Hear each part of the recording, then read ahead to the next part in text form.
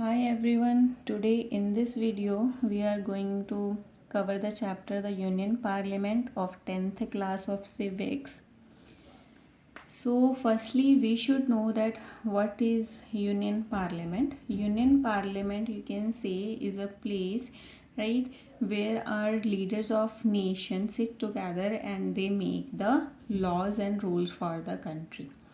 So the meaning, the law-making powers of the union are with the union parliament, and it's a bicameral legislature. Bicameral means where the two setups are there, right? In our country there are two, they are center and state, means the powers of the parliament, right, are divided into two parts, which are center or state. So before starting the chapter, just have a look that we are having two types of government. First is unitary type of government and second is federal type of government. In a nation there can be unitary type of statement or federal type of federal type of setup of government. So what is the difference between two? That in unitary they also divide the powers between center and state, and in federal also they divide powers in center and state, but the difference is that in this type of government center is more powerful than the state. Means if a center makes a law, state has to oblige that, right? But in federal type of government, the power is divided into center and state, but somehow they are equal, right? Center can make a law also, and at the same time state can make a law also. So center is also divided into two parts, right? They are having two branches, Lok Sabha and Rajya Sabha, and in this state case they are also having two branches, Legislative Assembly and Legislative Council. Legislative Assembly known as the Vidhan Sabha and Legislative Council is known as the Vidhan Parishad. So example of unitary type of government, we can find this type of government in the nation of UK, France, Japan, China, etc. And federal type of government we are having in India, US, Australia and Pakistan. So now let's move to the chapter. Union Parliament, as we have discussed earlier, that they are having the two branches. Mainly they are having the three branches, but in this chapter we are going to cover the two in depth, Lok Sabha and Rajya Sabha. Third one is the president. So Lok Sabha is also known as the lower house and the house of people, and Rajya Sabha is also known as the upper house and the council of state. So firstly we will discuss that why Lok Sabha is known as the house of people. It is known as a house of people because the member of the Lok Sabha are directly elected by the people of India. Directly, they cast their vote directly through EVM machines, right? But on the other hand, Rajya Sabha, in Rajya Sabha the member of the Rajya Sabha are elected by indirectly. They are elected indirectly by the members of the house, not by the people. Let's talk about Lok Sabha in depth. So firstly about Lok Sabha we are going to read. It is known as a house of people, as I told you earlier. It is known as a house of people because firstly they are elected by the common man of India directly, and the second because they represent the people of India in parliament. So their strength, how many members can be in Lok Sabha? The maximum strength is 552, from which 530 are for state and 20 for union territory, and 2 members are elected by the president, which are Anglo-Indian, right?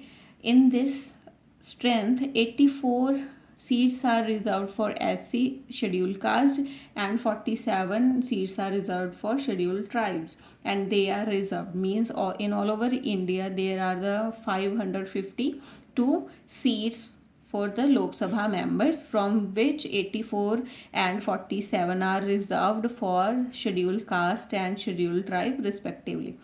So elected by universal adult franchise. That means the member of the Lok Sabha are directly elected by the person who is above who is above 18 years, who is 18 year plus, right? Whole country is divided into constituency. That means our whole country is having the seats 543, right? It is divided into the parts for 543 parts for the member, but the maximum strength can be 552. So now let's talk about the qualification. That means if a person wants to be the member of the Lok Sabha, what qualification he needs, right? So firstly, he should be Indian citizen, right? He should be an Indian citizen, and his age should be at least 25 years. So he should be at least 25 years of age, and his name must be in the voter list. So you are in 10th class, so I don't think so if you have seen a voter list before, but before the voting system, right, when they held the votes, before that, when we go there, we are having the name in the list, right? So like that, if a person wants to be the member of Lok Sabha, he must have the his name in the voter list. So, and the next point is he should not be in debt. He should not be in debt means he should not borrowed money from somebody, right? Not hold office of profit under government, and he should not be the member of the another government office. He should not be doing any another work under the government. So not be a criminal, he should not be a criminal also, right? And the last, should be of a sound mind. He should not be insolvent, and he should be of sound mind. So when a person is chosen by the direct votes, right, by the people to the Lok Sabha, and if they are chosen, right, so they take a oath, right? Then they take a oath, or you can say the pledge, that they will do the work for their country and the welfare for the people of the nation, right? And they take that oath before the president and the both houses. Before, in front of them, they take the oath and the pledge. So next is the vacations of the seats. So in this, how a seat in the Lok Sabha can be vacated: if a member resign by himself, if they give the resignation by themselves. And the second is without permission of house, absent for 60 days.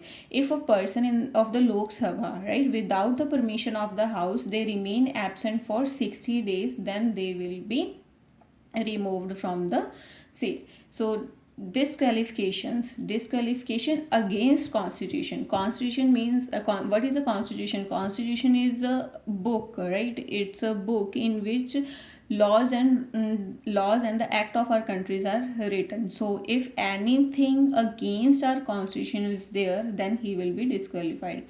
So vacate seat in the state legislature if already a member of it. So now here just pay attention that I have already told you in the beginning of the video, right, that like center, like in the center state, it is divided into Lok Sabha and Rajya Sabha. In the same way in state, right, as our the power of our nation are divided into center and state, na?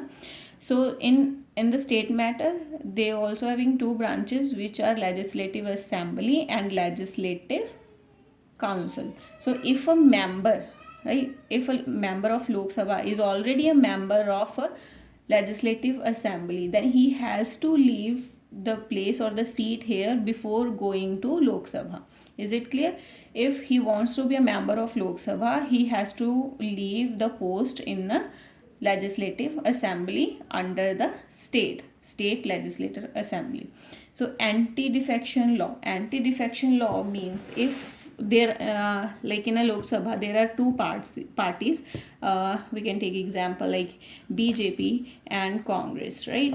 So BJP is in majority and they are in power, right? And Congress is in their in opposition. So if a member of the BJP suddenly they wants to leave the BJP party and they want to go to the opposite party, so On that basis, anti-deflection law will be applied, and he has to remove the he will be removed from the post.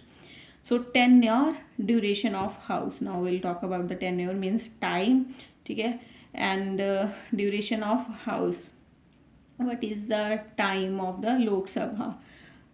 5 year. It is a 5 year. Lok Sabha can be remain in the position for the 5 years. After each 5 years, there will be voting, and the new Lok Sabha member will be elected. So no confidence motion by president. After 5 years, the Lok Sabha can be dissolved because there are new voting for the members. But before that, there is a process that is called the no confidence motion. That means if any member of the house feels that the government in the power does not have a majority, then he or she can move a no confidence motion.